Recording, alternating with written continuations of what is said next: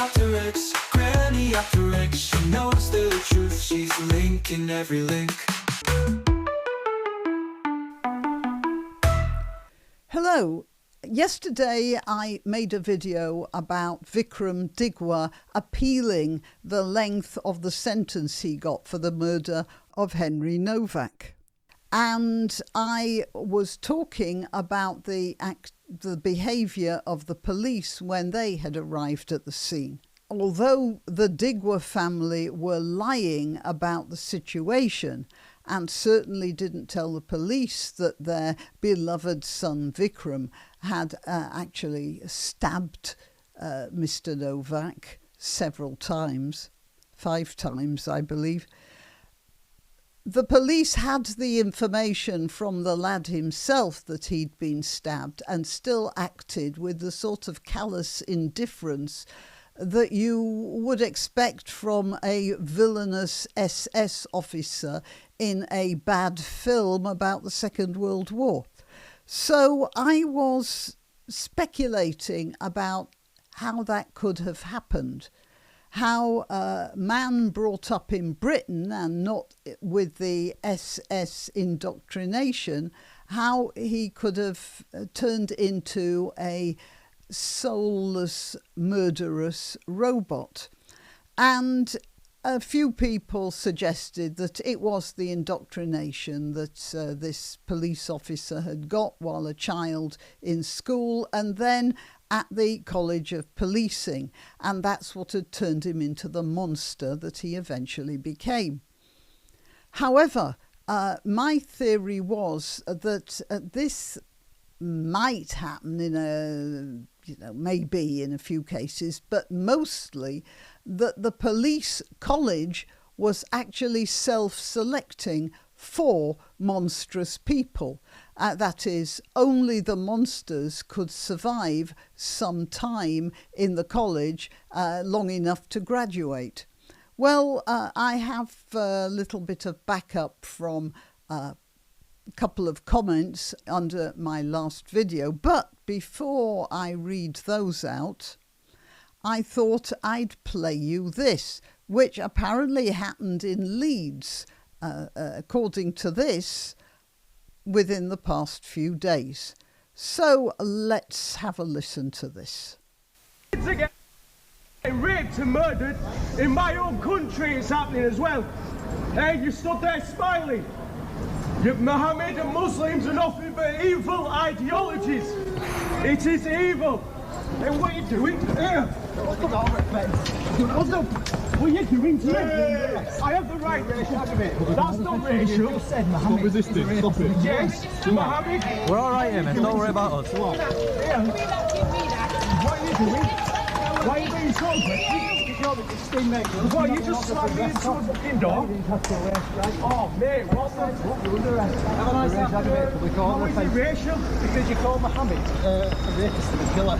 Yes, because he is. Have you read the Quran? Have you read the Quran? Have you ever read the Quran? Because it shows you in the Quran, doesn't it? That's not I'm speaking facts. You shouldn't have anything legal. No, everything I have is legal. Everything I have is legal. What's he done? Nothing. No, that's absolutely nothing. That's a Swiss Army knife. Yeah. Right. So one of those police officers told him that he was being arrested because you called Mohammed a rapist and a killer. So I don't know whether this is going to cause me any trouble, but I have to tell you, much to my sorrow and somewhat disgust, that Mohammed was a rapist and a killer. So let's just talk about the accusation of rape. This is one famous story. Safia bint Huyai, who was 17 years old at the time and married, saw her husband and her father killed at the Battle of Khaybar, and she was taken captive. She was taken captive by a follower of Muhammad. I've forgotten his name right now. Well, it's not important anyway. What happened was that Muhammad, who was much taken by the fact that she was very, very beautiful, took her from the follower who had taken her captive and offered him some other women in exchange, and then told Sophia that she could remain Jewish and go free, or she could marry him. That was the choice. If she went free, there was practically nothing left of her tribe anyway, so she'd be out alone in the desert and prey to the other of Muhammad's followers. So it wasn't much of a choice. She opted to marry Muhammad, and he had intercourse with her that same night. Most people nowadays would define that as rape. Most people would say that Sophia didn't have a choice, really. The sort of choice she had was death in the desert, or the protection of the leader of this group of barbarians who had overrun her tribe and turned them all into slaves, and turned all the ones they hadn't killed into slaves and labourers. So it wasn't a choice. And then Muhammad had sex with her. I mean, if anyone defines that as a choice and not rape, then I think there's something seriously wrong with your system of morality. And this guy, oh, here, it's that way, isn't it? Yeah. This guy here called Muhammad a rapist, and yeah, I'd say that's pretty much what he was. And he was also a killer.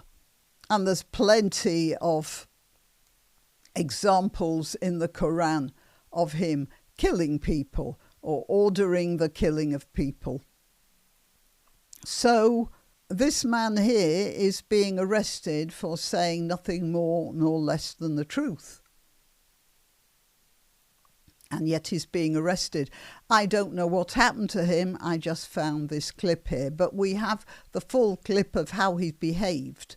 So there was nothing arrest-worthy about the way he behaved, except if we were under Sharia law here, at which point any sort of insult to Muhammad is an arrestable, indeed a capital offence.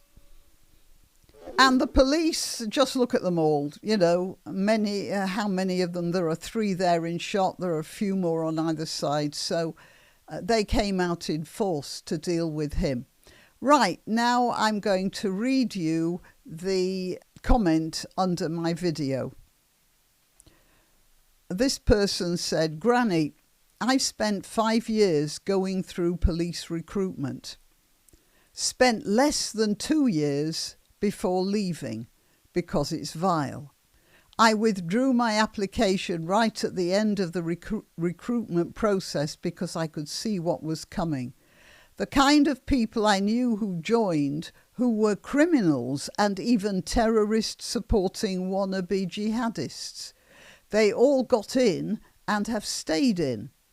One was a drug dealer I came across whilst I worked at the same children's care home as her. In the words of one officer who left under 2 years, I don't even want to be around them. That was her colleagues. The public have absolutely no idea what the police are really like. I hope they're starting to realise as these incidents are almost daily. It can only get worse. But the police, through and through, isn't about its former principles and values. It probably never was. But it's almost as if they want you to know how illegitimate and criminal they are. They bang on and on about integrity. The whole thing is a sham held together only by how long the public delusion regarding them lasts." So this is somebody who's thoroughly disillusioned with the police. It does appear that the police are self-selecting for a particular type of person.